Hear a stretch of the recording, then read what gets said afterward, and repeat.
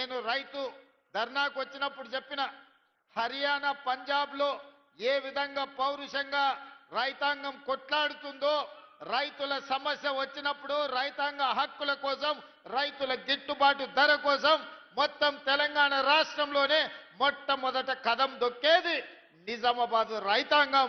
ఇక్కడి రైతుల్లో ఉన్న చైతన్యం, ఇక్కడ రైతుల్లో ఉన్న పట్టుదల పోరాటం దేశానికి ఆదర్శం. అందుకే ఈనాడు రైతాంగ పోరాట పటిమ ఉన్న ఈ ప్రాంతంలో గొప్ప నాయకత్వం ఉన్న కాంగ్రెస్ పార్టీ ఈనాడు గెలవాల్సిన అవసరం ఉన్నది. ఆనాడు ఎట్లయితే డాక్టర్ వైఎస్ రాజశేఖర రెడ్డి గారు డి శ్రీనివాస్ గారి నాయకత్వంలో వాళ్ళిద్దరి జోడీలో 2004, 2009 ఎన్నికల్లో కాంగ్రెస్ పార్టీ అధికారంలోకి రావడం మనం కళ్ళతో చూసినాం. అందుకే ఈనాడు ఖచ్చితంగా నేను ఈ వేదిక మీద నుంచి తెలంగాణ సమాజానికి మాట ఇవ్వదలుచుకున్నా.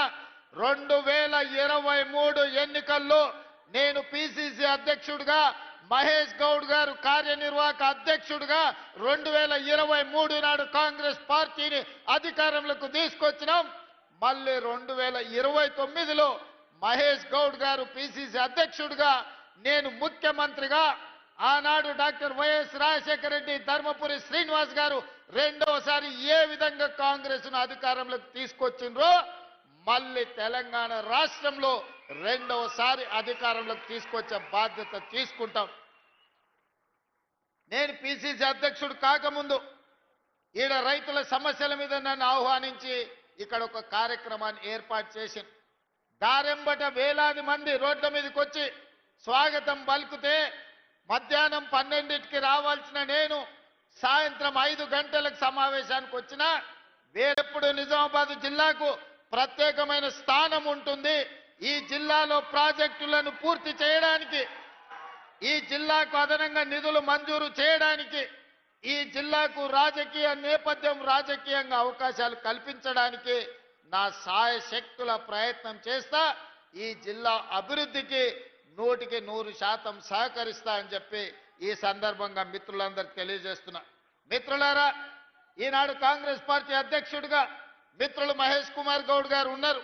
వారు భూపతి రెడ్డి గారు నాకు చేసిన విజ్ఞప్తి మేరకు, పెద్దలు సుదర్శన్ రెడ్డి గారి సూచన మేరకు ఈ నిజామాబాద్ యూనివర్సిటీకి ఇంజనీరింగ్ కాలేజ్ కానీ, అగ్రికల్చర్ కాలేజ్ కానీ, ఇతర ఇంటిగ్రేటెడ్ స్కూల్స్ కానీ 600 కోట్ల రూపాయల రోడ్లతో ఈనాడు అభివృద్ధి కార్యక్రమాలు చేసుకున్నాం. ఈరోజు పిసిసి అధ్యక్షుడు, నేను అధ్యక్షుడు అయిన తర్వాత జిల్లాకు అదనంగా నిధులు ఇవ్వాలి, జిల్లాను అభివృద్ధి చేయాలి, మీ వంతు సహకారం ఉండాలి అని మిత్రుడు మహేష్ కుమార్ గౌడ్ గారి సూచనతోటి ఇవాళ ఈ అభివృద్ధి కార్యక్రమాలు అన్నిటిని కూడా ముందుకు తీసుకెళ్తున్నాం.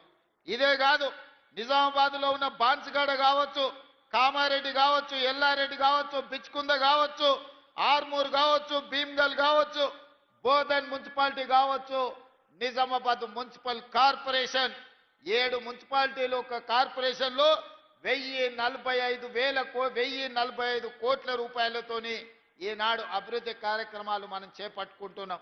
తెలంగాణ రాష్ట్రంలో మున్సిపల్ శాఖ మంత్రిగా 17,445 కోట్ల రూపాయలు ఈ 2 సంవత్సరాలలో నిధులు మంజూరు చేసి అభివృద్ధి కార్యక్రమాలతో ముందుకు వెళ్ళాలనుకున్నాం.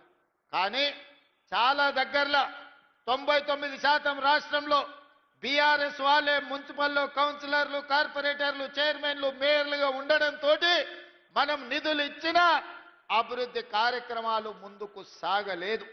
ఈరోజు మనం నిధులు మంజూరు చేసినా ఈ ప్రభుత్వానికి ఎక్కడ పేరు వస్తుందో, ముఖ్యమంత్రే కాదు మున్సిపల్ మంత్రి కూడా రేవంత్ రెడ్డి ఉన్నాడు, ఈ అభివృద్ధి జరిగితే కాంగ్రెస్ పార్టీకి మంచి పేరు వస్తుందని చెప్పి బీఆర్ఎస్ నాయకులు అభివృద్ధిని అడ్డుకున్నారు. ఇవాళ మీకు అందరికి ఒక మంచి అవకాశం వచ్చింది. 10 ఏళ్ళు బీఆర్ఎస్కి ఇచ్చిండ్రు, 12 ఏళ్ళు బీజేపీకి ఇచ్చిండ్రు. ఈ ప్రాంతంలో 2 సార్లు ధర్మపురి అరవింద్ను పార్లమెంటు గెలిపించారు. ఇవాళ మళ్ళీ మోడీ మంత్రం చదువుతున్నాడు ధర్మపురి అరవింద్ గారు. నేను అడుగుతున్నా, అయ్యా గల్లీలో కౌన్సిలర్ కావాలంటే, గల్లీలో మోరీ ఇయ్యాలంటే మేము ఢిల్లీకి వెళ్ళి మోడీని అడగాలనా? ధర్మపురి అరవింద్ గారు మీరే పార్లమెంట్ సభ్యులు కదా, ఈ 7 ఏళ్లలో నువ్వు ఏమి తీసుకొచ్చినావో లెక్క చెప్పు. మిమ్మల్ని 2 సార్లు ఎంపీగా గెలిపిస్తే మోడీ గారి దగ్గర నీకు చాలా పరపతి ఉందంటావు కదా, మరి మోడీ గారి దగ్గర పరపతి ఉంటే ఎందుకు మీరు స్మార్ట్ సిటీ కింద నిజామాబాద్ను తీసుకురాలేకపోయినరు? 95 సంవత్సరాల మున్సిపాలిటీకి ఒక స్మార్ట్ సిటీగా మీరు మోడీ దగ్గర సాధించలేకపోయినరు. మీ పరపతి ఉపయోగపడలేదంటే మళ్ళీ కార్పొరేటర్లుగా బీజేపీ వాళ్ళని ఎందుకు గెలిపించాలి అని చెప్పి ఈరోజు ధర్మపురి అరవింద్ గారిని నేను అడుగుతున్నా. ఇవాళ మీరే ప్రభుత్వం, మీరే ప్రధానమంత్రి, మీరే పార్లమెంట్ సభ్యులు, మీ సోదరుడు బండి సంజయ్ కేంద్ర మంత్రి, మీ నాయకుడు కిషన్ రెడ్డి గారు కేంద్ర మంత్రి.